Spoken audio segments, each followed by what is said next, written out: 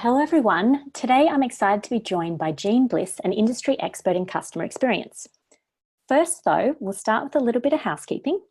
My name is Nicole Sterling and I'm the Marketing Director at Acquia, and I'll be your moderator for today's webinar.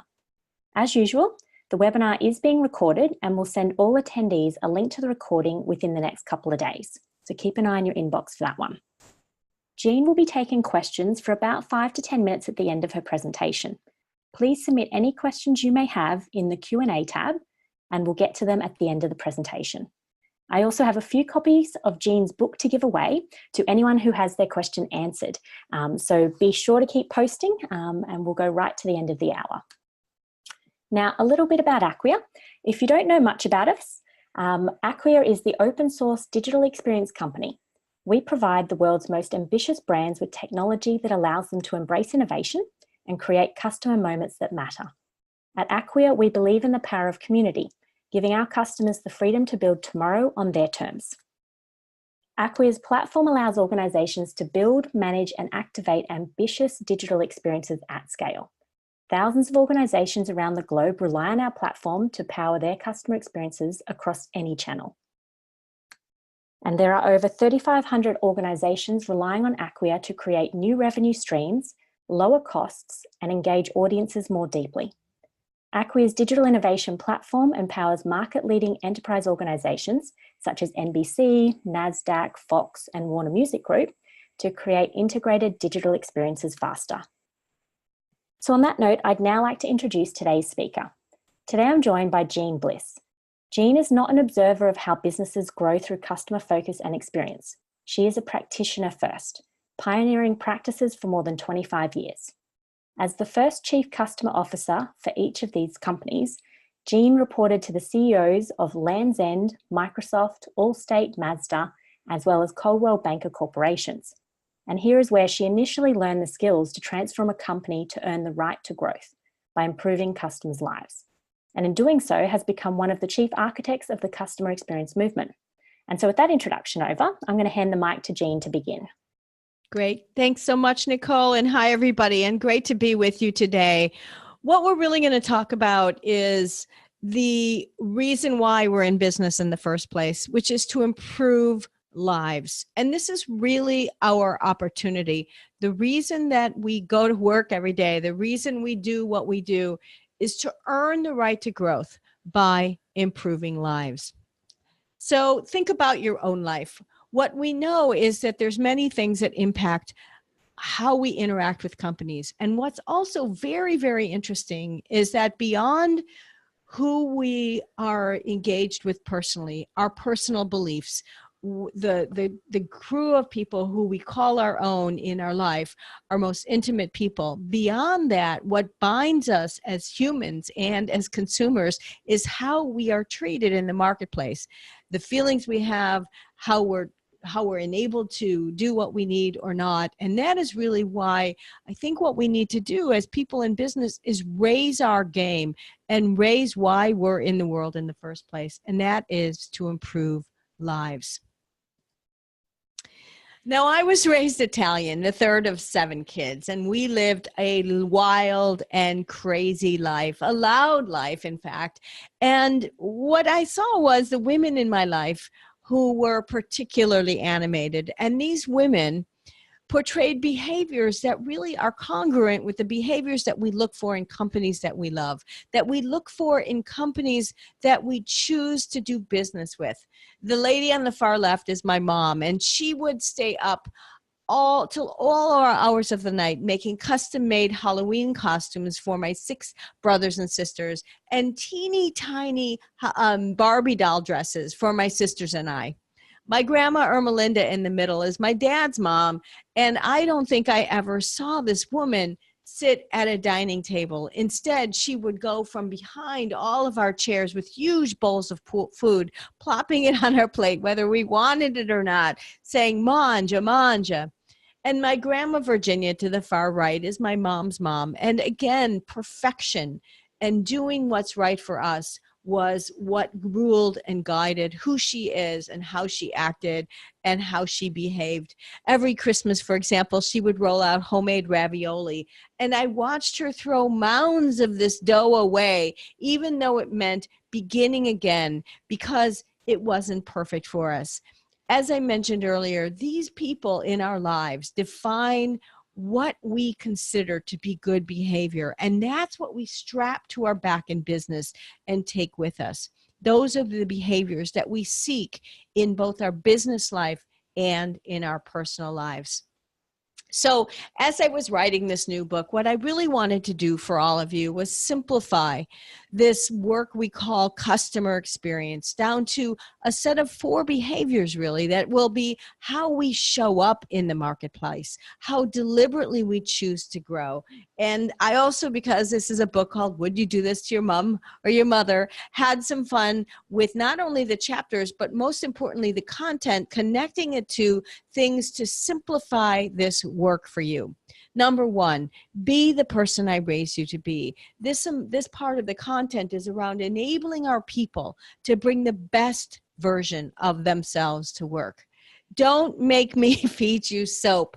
What we know is that when we interact with companies, there's things that we step in, complications. It's hard, not easy.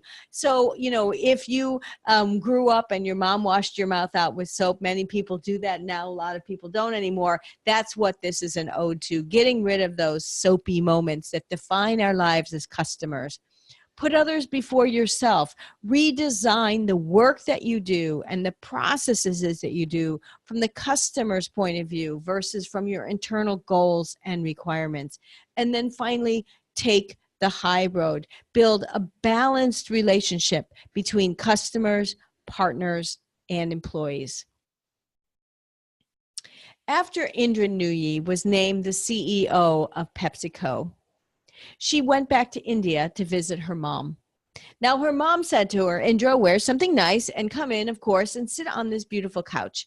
And of course, Indra Nooyi did that. And what happened for her when that occurred was that there was a stream of people who came into her mother's home and, of course, acknowledged Nooyi, but went straight to her mother after that and congratulated her mom for raising a daughter who would become CEO. Now, Nooyi was reflecting on this as this was all happening, and she thought to herself, this makes so much sense. And she has recounted this in so many interviews, and it's really an interesting turning point in her career as a leader. And she said, it made sense because I really had my mom and my dad to thank for my values and for framing and guiding not only how I lead, but in how I live my life as a person. And because of that, she decided from that moment on, she would also thank the parents of her top executives. And so she began a practice after that visit where she writes personal letters to the moms and dads of her key executives saying, thank you for the gift of your child to our company. Now, what's important about what Nooyi does and all the companies that are beloved is that they start with the values and the goals of how they want to show up in their company. And then they hire people that are congruent with those values, and then they enable them to thrive. So here's my question for you. As you'll see, for those of you who pick up the book, I hired a cartoonist. And so there's wonderful cartoons all the way through the book in one moment to bring us all together in these moments in our life that really find us. So my question for you here is, would you roll your mom into a hospital hallway and leave her there? Well, of course you wouldn't. But what happens inside of all of our businesses, hospitals, and every other kind of vertical is that we create processes that are organized around our individual tasks, our individual people. But what tasks we define to be efficient for us actually wires the human out of it. So, for example, in this situation, a great tech, I'm sure, rolls your mom from our hospital bed to a hallway in front of a tech room where she waits. The tech comes out and rolls her from the hallway into the testing area, does the test, and then rolls her back into the hallway where she sits. And so our job is to not think about building processes that are right for us, but wiring dignity and caring and deliberate caring to show up as the kind of company that bonds and binds people to us. Now, what's important about this, especially as we've seen technology seem to, in many ways, define our lives and be a shorthand for delivering experience, is that we need a healthy dose of both high tech and high touch. The whole point of high touch and high tech is to empower and enable high touch. For example, you certainly, if you're lucky, can start to get input and feedback from, for example, your refrigerator repairman. Now, I'm saying if you're lucky, telling you when he or she will arrive. But it's if that person puts booties on their feet and how they introduce themselves to you and how they guide their way through your furniture and home that tell you the kind of mom they've got. Yes, you can almost absolutely make your way through an airport without talking to a human, but it's that gate agent's caring of you that shows if he or she have been honored themselves. And that's really what's at the heart of this, is that we need to honor and enable our front line and our people throughout our organization to be caregivers, way beyond just saying care for people. Deliberate things must occur. In 2010, Toby Cosgrove, who is the CEO of Cleveland Clinic, one of the major hospital and healthcare systems in the United States, brought all of his people together, over 5,000 people, and said, people really come to us for our high quality care, but they don't like us very much. In what we do and in how we do our actions, we seem sterile, we seem efficient, but not caring for the customers as people, as families. And so I'm going to walk you through 3 specific actions that they took and that have built on their continuous growth, that have put them in a recommend rating in the 90th percentile of all hospitals and being rated number 2 in the hospitals in the US by US News and World Report. Now, what they did was, the first thing was, they created a simple rule. Now, what's interesting is rules aren't always going to be exactly what we need, but sometimes in the beginning, something simple gives people clarity. And their rule that they created was something they call the no passing rule, meaning no one can go by a patient's room with a call light on and pass it by. It doesn't matter who you are. If you're a florist, certainly a doctor, but also somebody going into clean pipes or clean a floor. If you see a call light, and it's everybody's job now to walk in. So think about your company. What's your version of getting rid of the no call light in your business where you pass the customer around? The second thing they did has to do with raising the water level of everybody's role. And what they did there was they changed everybody's job from their functional jobs to caregiver. What this now does is give people permission to take the time. So let's say that florist is delivering flowers and sees that somebody looks a little uncomfortable in their bed. Now that their role has been raised to caregiver, it gives people the ability to take the time and know that they won't get in trouble for that, but actually they'll be heralded for that. So my question for you, and this is what I call the mom lens, it's all throughout the book. There's 32 case studies, 32 comics, and a mom lens. So my mom lens for you here is, do you show up as a caring company? Is everyone united with deliberate actions to care for customers regardless of role? Would you tell your mom you couldn't help her without first empathizing with her? If anybody has ever gone through this process, you know what I mean by this comic. I mean, what we really want are good humans who are given the ability to take care of us, to understand our needs, and to start with empathy. The most beloved companies make sure this kind of thing never happens because hiring is their most important decision. They, as I mentioned in the example in the beginning with Indra Nooyi, they hire first for who people are. At Land's End, where I grew up, we called that the light behind the eyes. Now, what you see in front of you is a crazy company called Pal's Sudden Service. This is a company in the middle west of the United States. They are a fast food restaurant, but what's interesting about them is they have won a Malcolm Baldrige Quality Award. So they're certainly efficient. But what's more interesting and most important about what they do is that they blend humanity with that efficiency, so much so that, and this is a transient workforce. So for those of you who have highly transient workforces and say, we can't get the culture right, here's how you start to do it.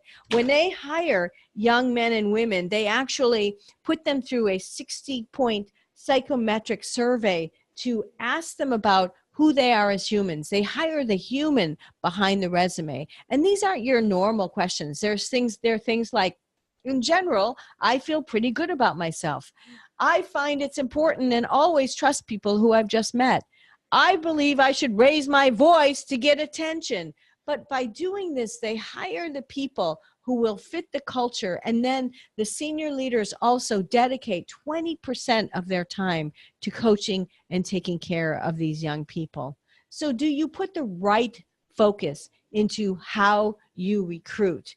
Do you get to know the human behind the resume?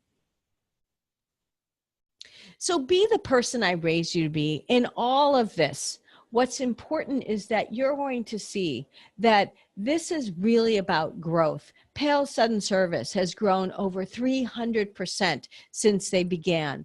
Their turnover rate is 1/3 of the competition. And another company in the book, Union Square Hospitality, their turnover is 19%, which versus 27 or 28% in their restaurant industry. What you're going to see is that when you treat employees right, when you do the right thing, growth comes because you're not rehiring and retraining people, and the people who stay become more and more valuable. So you don't have to do this, but to yourself, think about this. Raise your hand if your mom ever washed your mouth out with soap or threatened to do that to you. This section of our work is about getting rid of the things that make it hard for us. Somebody raised their hand. I love that. About getting rid of the things that make it hard for us to be a customer. Waiting, concern, worry, not knowing, those things that cause us to start tweeting and calling and texting and wondering. And these are the things that make us wonder, don't they know that we're out here? Why are they building these processes the way that they are?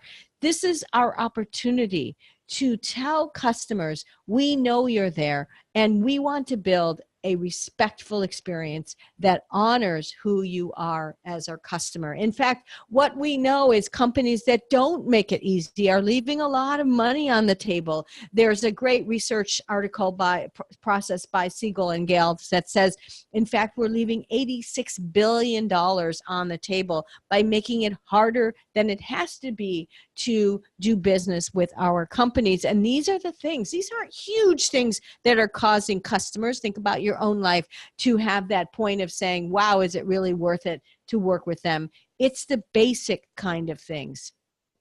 Things like honoring people's time.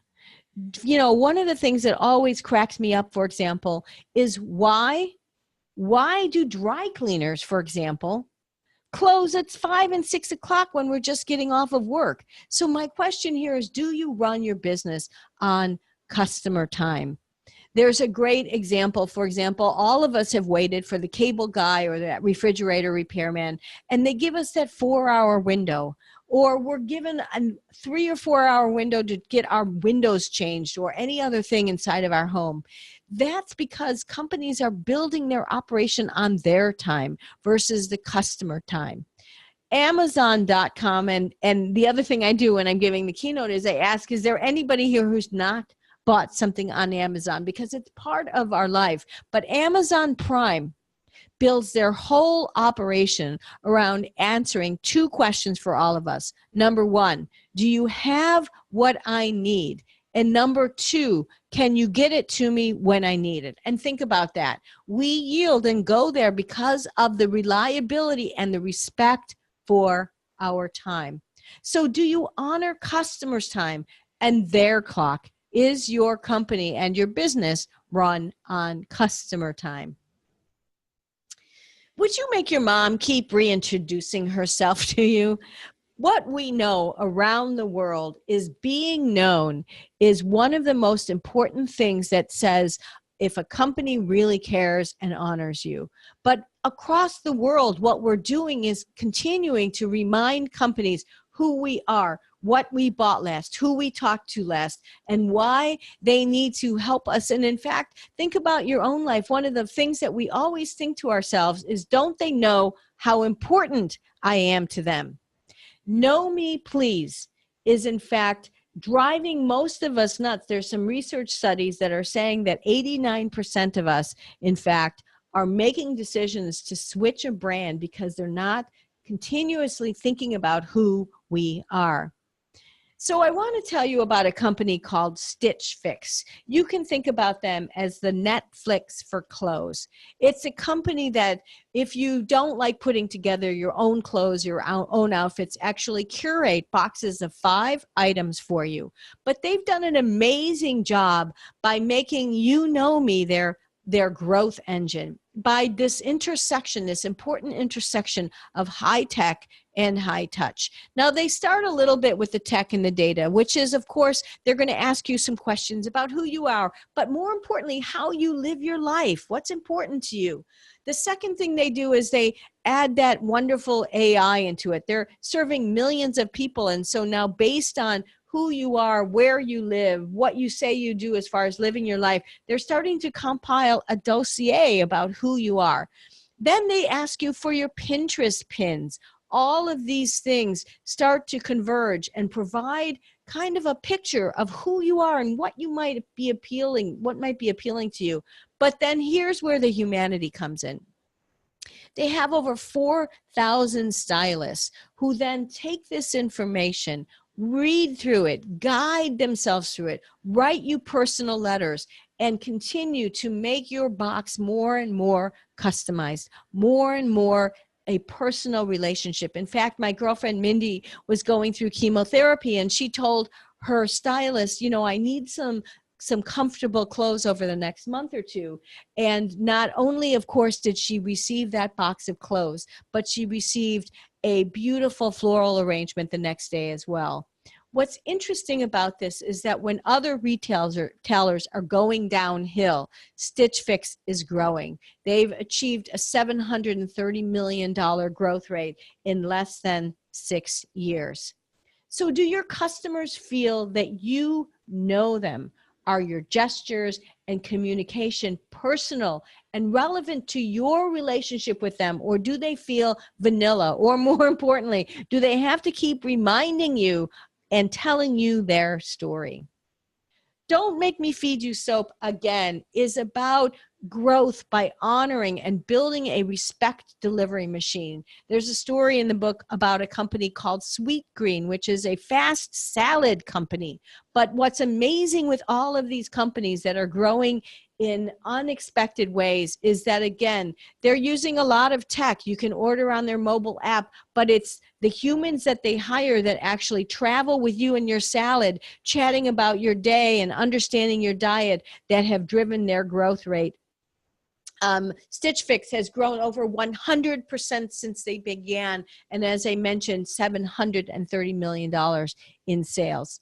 And Sweet Green has got over 72 stores since starting in 2007. The companies that are loved and beloved by both their customers and their employees prove with their actions that they put their customers' goals before themselves. They reach the paradoxical realization that to achieve their goals, they need to enable their customers to achieve theirs first. Now, this is much more than just whack-a-moling problems away by reading customer complaints. It starts with why you're in business in the first place, and then everything is guided from there. For example, global shoe manufacturer Cole Haan exists because they imagine all of our lives in every kind of shoes. They imagine men and having to walk in those hard shoes. They imagine women and those of us who have to wear pumps and what happens to the back of our leg after 2 or 3 hours or even sometimes a few minutes of standing on those crazy heels. And that's why, for example, they were inspired in this shoe and many others for those of us who wear high heels to put sneaker or gym shoes technology into their shoe. So why do you exist in the first place? Because if there's not clarity for that, all of the silo actions are going to kick in. And again, you're going to be delivering disparate and separate actions versus one company experiences. Now, sometimes it's not just those big strategic things. It's also tactical things, the simple things that say to the customer, we know who you are and we honor and welcome you. The baby's getting bigger. I know it's crazy. So for example, what does your welcome say about you?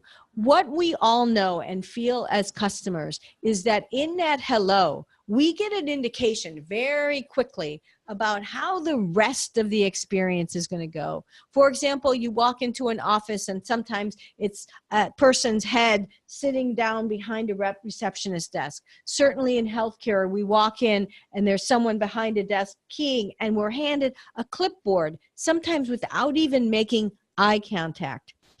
What Mayfair Diagnostics in Alberta, Calgary, Canada found after many years of researching and understanding is that when a doctor writes a prescription for an x-ray or some kind of a vision that has to be done for them, a diagnostic test, what we have in our life is fear and worry and concern.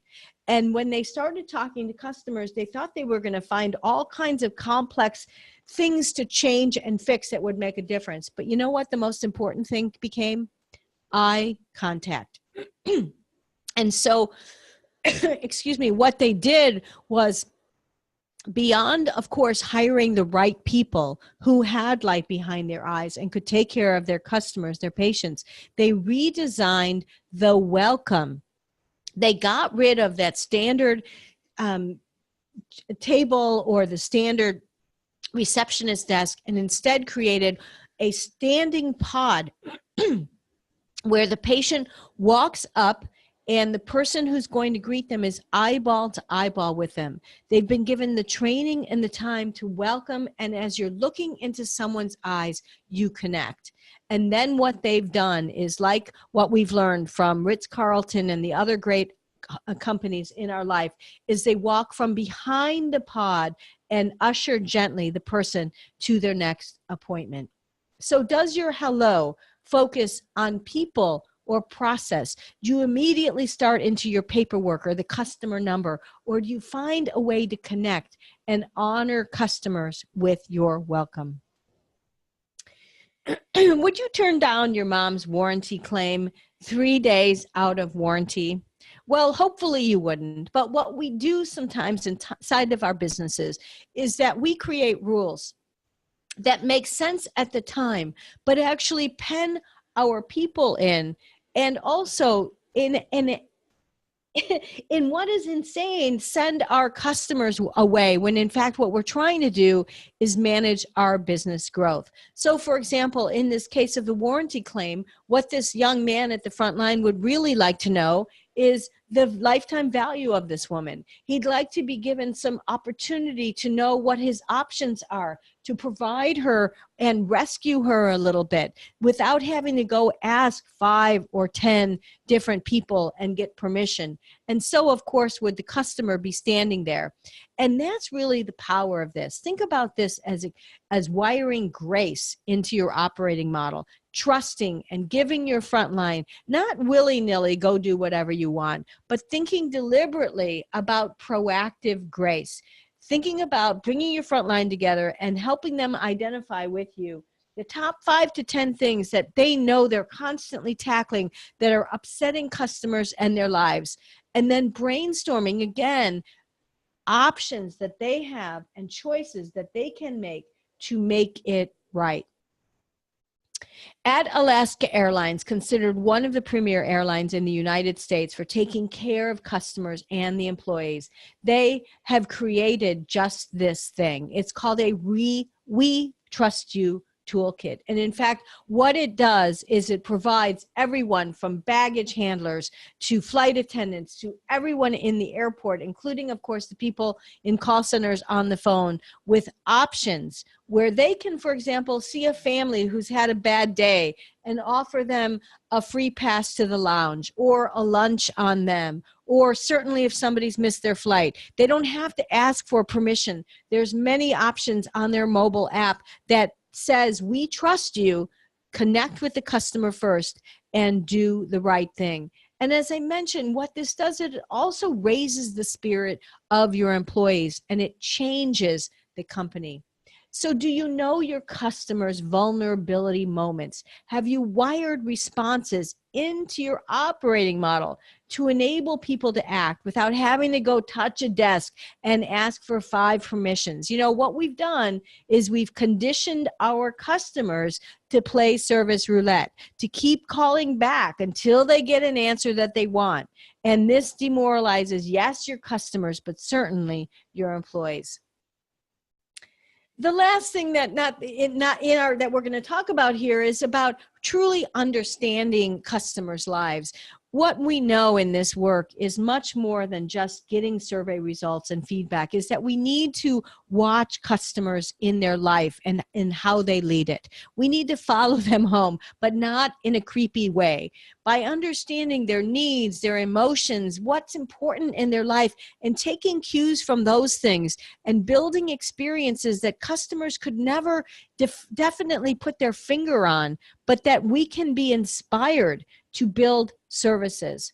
So for example, here's a great story I think you'll love. Kareem, which is the Uber of the Middle East, found that a certain segment of their customers were stopping their rides with them. Now, once they got out into the marketplace and talked and watched these people, what they realized was that they had a shift in their life, a very big shift, and it was called having children. Now, when you have children, you're going to immediately stop hailing a car ride sharing service because there's no car seats. And out of understanding this moment in customers' lives, Kareem Kids was born. It's simply a button on the Kareem app where you pick Kareem Kids. They have also hired and specifically found drivers who like families and kids, and this has driven astronomical growth for them. So do you know customers' lives? And by knowing their lives, does it inspire experience, innovation, and growth? Do you dare to rethink what's always been done? You know, I love this quote because it really gets to the heart of put others before yourself. Very similar to the beginning of my talk with you where I was talking about my mom and my grandmothers, which is when a mother sees there are only 4 pieces of pie for 5 people, she decides she never really did care for pie. I call this no strings attached growth, building the right thing for your customers to help them achieve their goals, because we know in the end that is the best way we will achieve our organic growth and ardent fans who love us and will grow our business for us. Mayfair Diagnostics got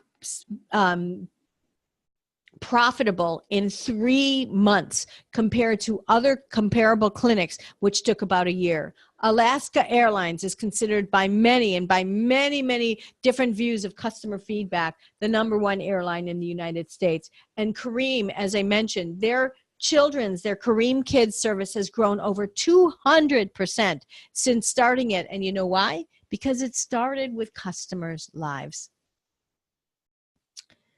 The companies that are also beloved and admired grow through leadership actions and guidance by creating a balanced relationship between customers and companies and employees.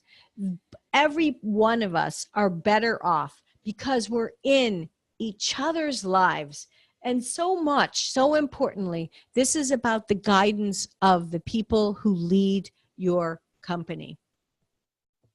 Nostalgic for his mother's Turkish yogurt, Hamdi Lukaya in 2007 took out a $700,000 loan and bought an old craft yogurt plant that had gone out of business. And he named his yogurt that he was starting to create Chobani, which means shepherd. And he took that word very personally. From the very beginning, he insisted on only the highest quality ingredients. For the first 5 years that Chobani was in existence, whenever anybody had a problem, it was Hamdi Lukaya who made a call back to customers. He has given his employees from the beginning 10% of the company. He is what I call a goodness-driven leader. He lets us live a congruent life where what we do at work is congruent to the way that we were raised. But then there's this. Sometimes this is what defines our lives as customers. These kinds of examples in our life. Certainly many of us have gone to the bank and we've seen a pen chained to the bank. And what's interesting is that this is about trust. Every relationship that begins between a company and a customer begins because a customer had to give their trust to the company. We trust doctors to take care of our families and make us whole again. We trust real estate agents to help us find and buy a home. All of us trust companies, but what about trusting our customers in return? And that is one of the defining things about the beloved companies. So I want to tell you about Lemonade Insurance. They are a new entrant into the insurance arena in the United States, expanding beyond their initial New York area. But think about these behaviors they're taking as you reflect on your business.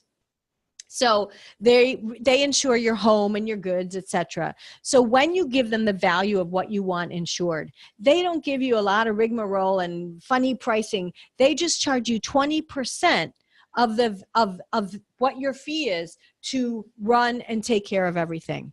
They also then ask you what your charity of choice is. And here's the reason. They start to create humanity, community, and conscience. And what they say is, if you trust us and tell us about your claim and tell us truthfully what you need us to pay, at the end of the year, we will not only pay your claim super fast, but we will give what's left back to all of our charities. And here's the thing that really had me jumping for joy. It's what they call an honesty pledge. Again, intersecting humanity with technology. Their bot, and where they pay your claim, often within 5 minutes, is called AI Bot Jim. But when you pay your claim, they have you do an oh-so-mom-like behavior, which is to look into that bot, and you have to actually film an honesty pledge. And that trust given is trust rewarded. This, as you can see from their loss ratio, is what drives their growth. So does two-way actions, two-way trust between your company and your customer and your employees define your actions? Finally, I want to talk a little bit about spilled milk moments, or when we make mistakes. Often the things that get talked about the most are the huge mistakes that companies make, the things that are in the media. But what we know as customers is the things that affect us most personally are those thousands of spilled milk moments that happen all throughout our interaction across the day with either people or the processes that people create. And it's how companies enable their frontline and their people to solve those things that really changes companies and makes them stand out. For example, at the Four Seasons hotel chain around the world, after every shift, they conduct something they call a glitch session. Now, in this glitch session, they discuss not the who caused the problem, but the why. What were the circumstances and why did that happen? So that they can give the front line the ability to solve that customer's problem with their dignity intact and to solve that issue that's creating that why. They not only do that after every shift, but they also do that every day to follow up. So think of that. What's your version of that glitch report? Do you actively work to find and solve those service glitches, or do they get stuck on some piece of paper and a long, long list? Or do you find a way to improve every day? Here's some of what happens when you take the high road. Lemonade Insurance has grown over 200% since they started and still growing, and growing over 7 to 10 new marketplaces. Another company in the book, Luscious Garage, who fixes your car, you should read this one, receives only 5-star ratings because of their trust between not only the company, but the technician and the customer. And Four Seasons has been on the best companies to work for list 18 consecutive years. So I'm going to end the way that I began, which is talking about the power that we have to improve lives. You know, our responsibility really is simple. We're all dealt life and we can choose to be a giver or a taker. The best companies earn customer love because they take what some people consider irrational business behaviors. They get a bigger piece of the pie because they're not looking over their shoulder at what every company or what every action can get to them. They choose to enable their people to bring the best version of themselves to work. They get rid of the moments that make it hard to be a customer and create pain and worry and concern. They redesign how they do the work of their business, putting customers' needs first, and they create a balanced relationship with customers. Now, we know this work is hard. We know it's complicated. We know it takes great leaders, but I'm here to tell you that we can have an impact on this, no matter what part of the organization we're in. If you're on the front line, adjust your shoulders and your thought and rethink before you deliver either an answer, the yes or a no answer. If you're inside the middle of the organization, creating the spaghetti bowl of processes and potential complexity for your customer, and certainly at the leadership level when you're deciding if you're going to charge those extra service fees or get rid of that fine print. So I suggest potentially thinking and asking yourself, would you do that to your mother as you make these critical business decisions? I want to very quickly tell you that there's 32 toolkits to transform your business in this book. Each one starts with a comic and a story, all custom. The case studies are a single page because we're visual learners with a mom lens to evaluate where you are, and then 32 audit questions in the end in the Stop the Shenanigans section with a Make Mom Proud O-meter. Here's my information. Please feel free to reach out with any questions.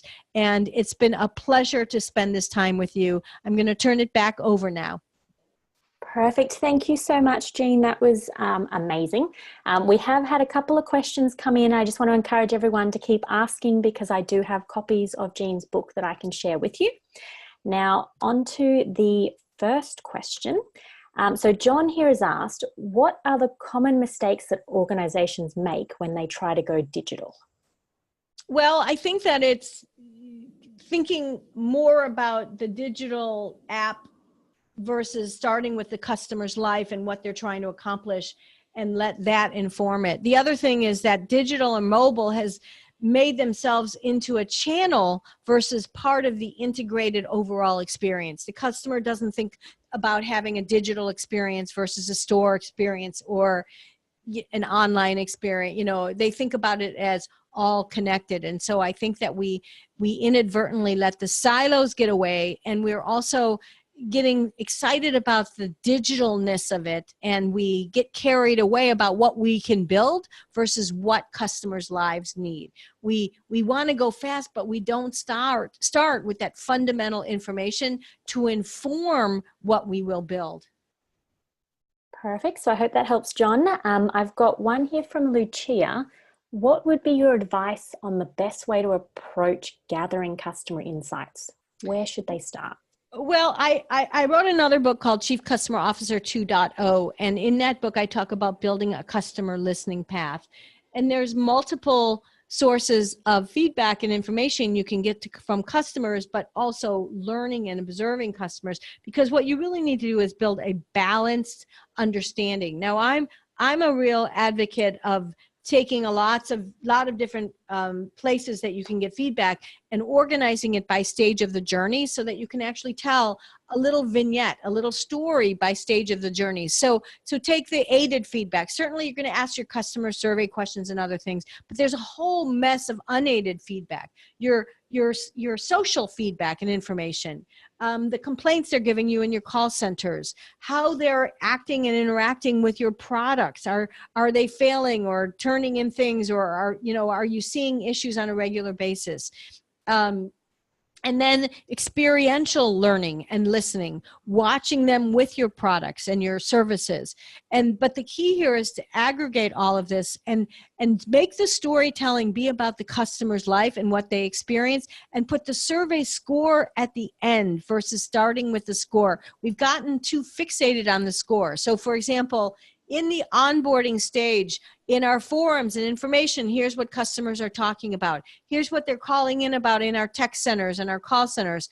We watch them try to do it, and here are the 15 things that are happening. Here's where our verbatims are defining it. Let me show you the screenshots and other things that prove why they're having a problem. And by the way, our survey score of blah validates that.